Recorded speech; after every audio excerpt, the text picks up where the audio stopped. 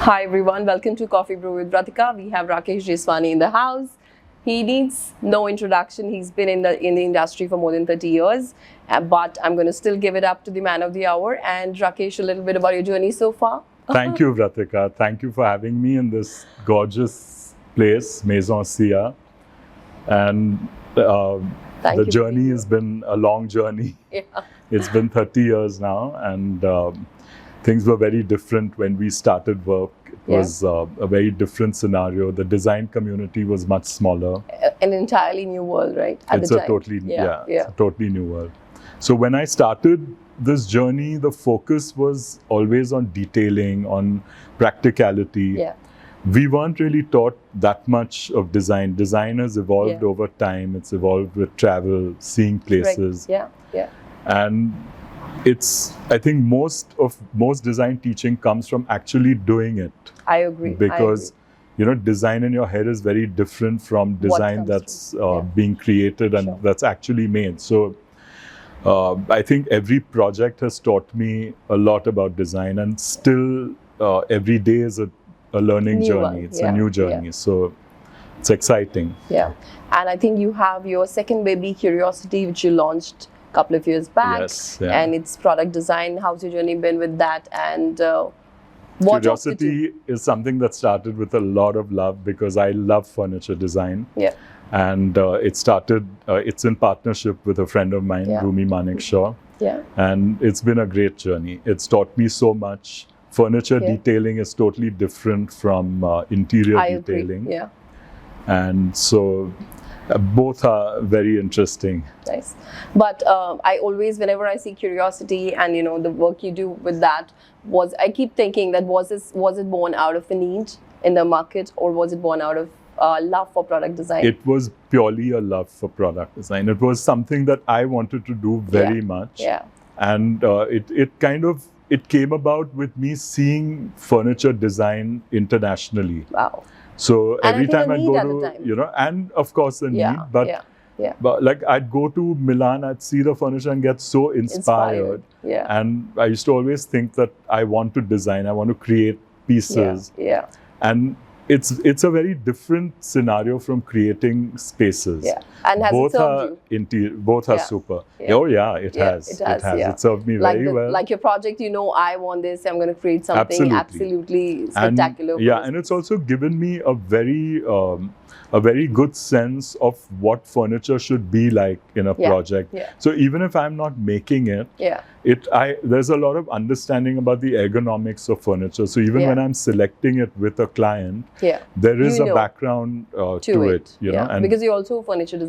Yes. Right. And so there's also a great appreciation for furniture detailing. When I see it, it thrills me to see good furniture. So it's not boring. The Milan fairs and all the traveling all across the world is all exciting. Because some people get overwhelmed and run down. Right. But I can see you are like totally up traveling for it. Energizes me.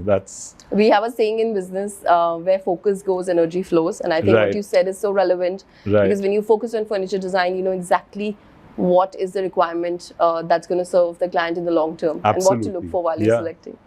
Great. My next question, were you always inclined towards a particular style or a signature style of designing, or was it something that came about?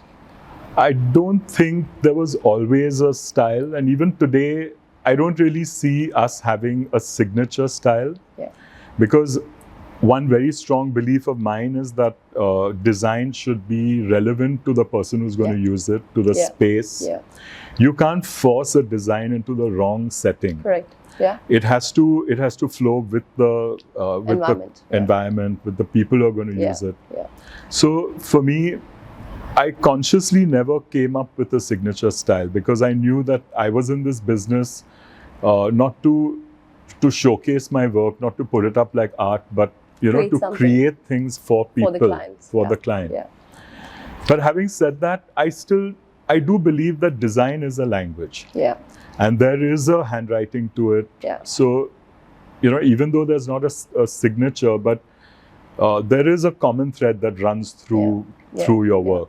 No, and I think I'm a witness to that. I've seen some of your incredible projects, and though they're all unique and different, I think there is there is a sameness or a flow of expression which I can see, and which is you, of course. That's great. The way It's great to know. So it's amazing. Tell me, if your life were a Bollywood movie, what would the title be? That's And we're calling this show Candid Conversation with Rakesh. So guys, it's a lot of, yeah. okay. If I had to name Yeah. if I had to name a Bollywood movie for my life, I think it would be Zindagi Na Milegi Dobara. Wow. Oh, that's great. That's the way I live. Yeah. And Because- that's why you're like big on travel, explorations, Yes, new yeah. I experiences. believe you know, this is life. It's a gift. You have to live it to the fullest, and that's what I'm doing. That's amazing. What is the quirkiest design that you've ever, design request that you've ever received from a client? And I always feel that architects and designers are also psychologists. Right. And, you know, they really have to get through the whole family psyche, different people, Right. different kind of requests. So what is one thing that you've received as God, being the we've received quirkiest? so many quirky requests, Vratika. Tell me the wildest one. Well, not really the wildest, but the one that still makes me laugh is I was doing an interior for a friend of mine, Yeah, yeah. and he says, make sure my shower stall is 7 feet long. So I said, what are you going to do in the shower that you need it to be Yeah. 7 feet long? Yeah. He says, no, I have to do push-ups while I'm in the shower. Really? Yeah, so that's Wow, life. Good one. Yeah. Nice.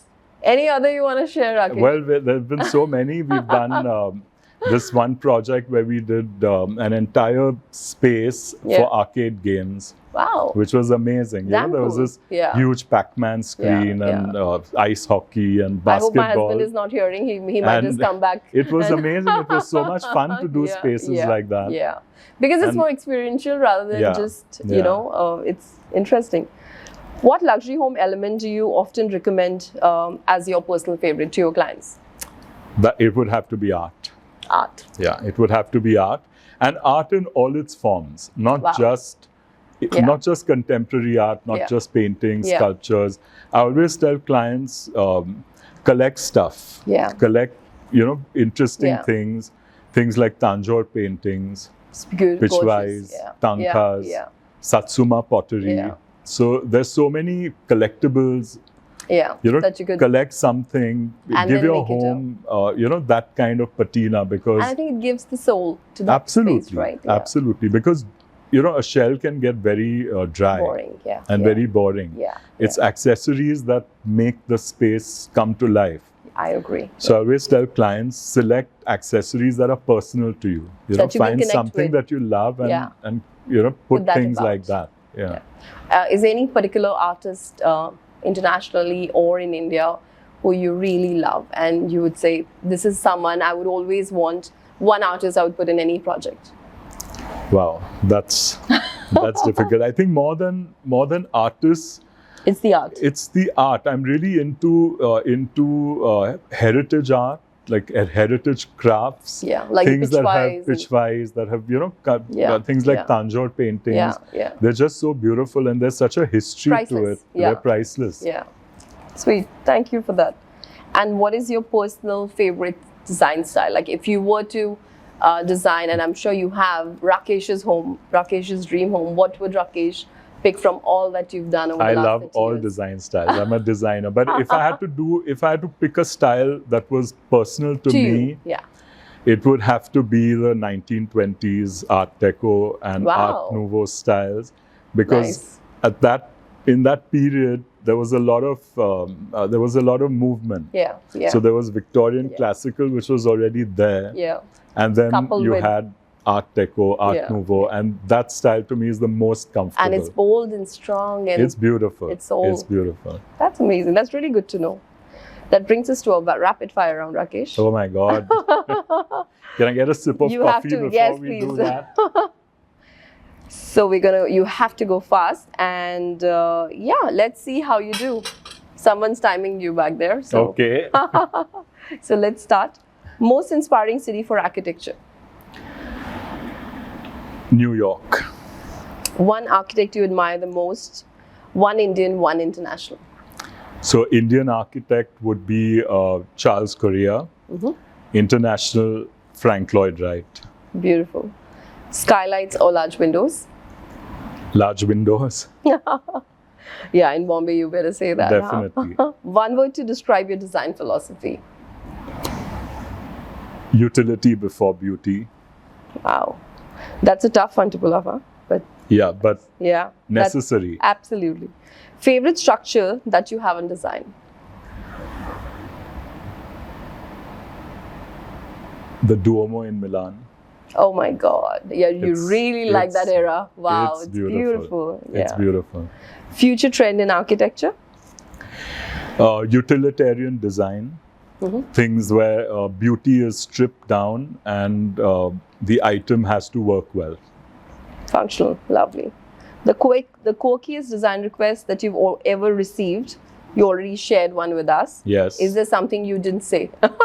Well, okay, there's another one which I'm working on right now. Yeah. So we're doing this bungalow and there's a dressing room and there's going to be a mini internal lift going to another dressing room on the Wow. second level.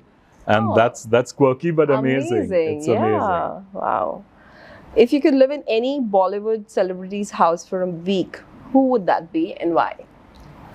Okay, that's a tough one. Yeah. I'd live in Farah Khan's house. Oh, She and would- why? Because it's very bohemian and it's very chilled out and Lovely. And we That's had it. Ed Sheeran performing lately there. So That's maybe true. one of those times. Yes, huh? yeah. Thank you so much, Rakesh. This brings us to the end of the rapid fire. I think It you was did such really a pleasure. well. It was such a pleasure. Thank you for being on the Thank show, you. Rakesh. And you have to sign our customary Nizosia Wow. mug now. I'm going to hand it Okay, over to you. Thanks. There you go.